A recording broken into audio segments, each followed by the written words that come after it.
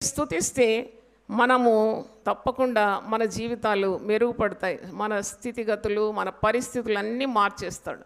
దేవుడు ఎప్పుడైనా మరి ఒక కృతజ్ఞత గల హృదయం మీద ఎంతైనా పని చేయగలడంట. He can work so well on any grateful heart. అందుకే దేవుని బిడ్డలు స్తుతించినప్పుడు దేవుడు వారి మధ్యలో నివాసము చేస్తాడని ఉన్నది. దేవునికి స్తోత్రం. చాలా కుటుంబాల్లో స్తుతి లేదు. చాలా వ్యక్తిగత జీవితాల్లో కూడా స్తుతి అనేది ఉండదు. స్తుతి రాహిత్యం, ప్రేమ రాహిత్యం లాగా స్తుతి లేదు వారి జీవితంలో. స్తుతి రాహిత్యం. మీరు దేవుడు చేసిన కార్యాలను ఇతరులకు పంచుకోవాలి. అది కూడా మరి స్తుతించుట అంటే you are grateful to God. You want to tell others what God has done. 105వ కీర్తన 2వ వచనంలో ఉంది, ఆయన చేసిన గొప్ప కార్యముల నిమిత్తము ఒకరితో ఒకరు ఏం చేయాలంట? సంభాషించుకోవాలంట. సంభాషించుకోవాలి.